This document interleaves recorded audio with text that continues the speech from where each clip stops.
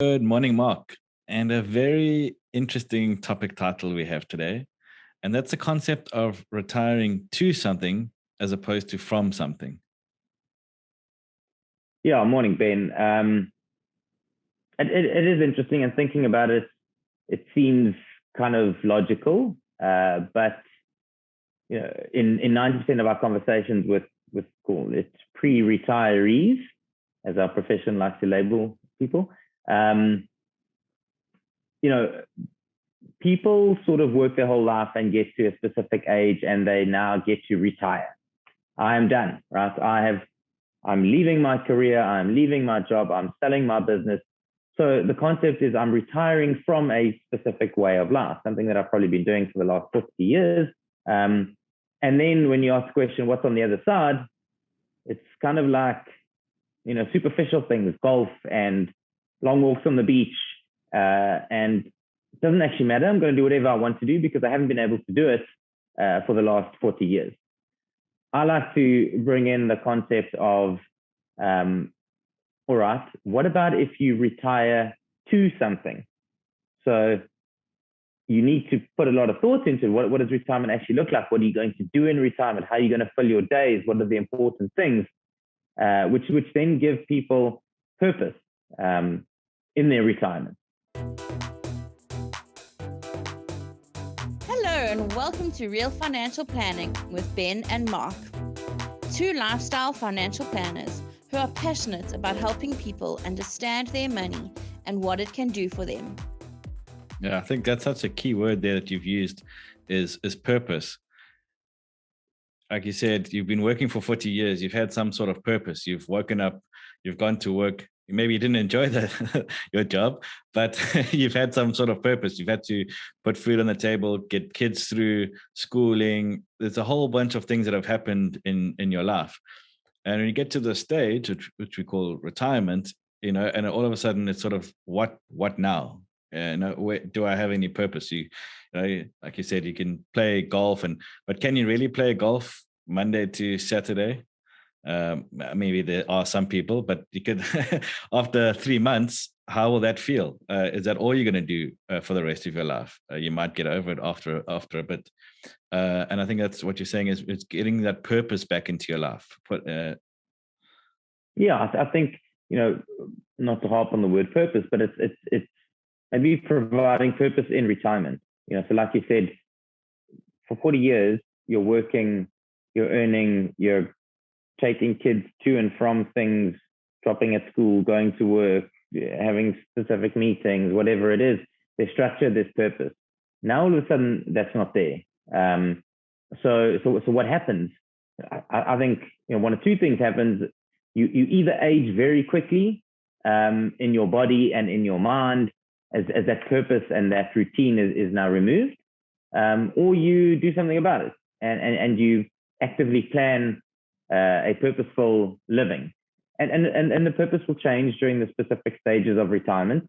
But it's about, if you've always gone to gym, maybe carry on going to gym. Maybe you don't have to go at 5 anymore, but you can go at 7. Right? So you fill the time then. If you've got grandkids, it's maybe speaking to your children and saying, look, can I take the kids to and from things, right? So you're helping them, but you also get to, see your grandchildren and cart them around. So, I've got to go fetch the kids here and I've got to drop them there. That's fine. Golf is great, but maybe it's like, once a week, twice a week, a group of guys, girls who go play golf together, doing specific things with your partner. I think as we're talking about this, one of the reasons I also think people don't plan to retirement is because it's a lot of work. Like you've actually got to think about this thing, and we've been conditioned. We've been working for 40 years. I now don't have to think anymore. But I guess the comparison is when I was younger and we'd go on school holidays, and you've got like 4 weeks of school holidays. You are just so excited about this. It is amazing. 4 weeks, it's going to be the absolute best. After the first week, you wake up and you're like, what am I going to do today? Like, I'm bored. Mom, I'm bored. Can we do something? So a similar sort of concept. Yeah. And ironically, I mean, you said you've just been talking about working for the last 40 years. I mean, if you retire at 65, you live to 95. I mean, that's another 30 years. I mean, that's so Yeah. you've you've had this sort of got on the treadmill for 30 years or through the rat race, I mean, or 40 years rather, and now you've got another 30 years. That's a long time. If you go to 100, that's 35. And as people are Yeah. living longer, that could potentially be another 40 years of doing something. And so what a lot of people do is like you've mentioned, is just getting involved in things. Some people, it's giving back into the community. It gives them so much more Yeah. fulfillment. It's something that they've always wanted to do is get involved in mentor programs, maybe in some sort of church facilities or organizations, and really just giving back can make a massive difference, give them a sense of purpose again, because they are then able to mentor people and make meaningful changes in other people's lives. But that can only be achieved through the proper planning, right? Because if there's no money to sort of live this life, how are we going to get there? Yeah, Ben, I think all of those things are great things that you mentioned, and the planning is important. But while you were talking about it, it was something I think it doesn't all rely on money to do those things, right? So we need money to cover our day-to-day costs and our bills and those things, yes.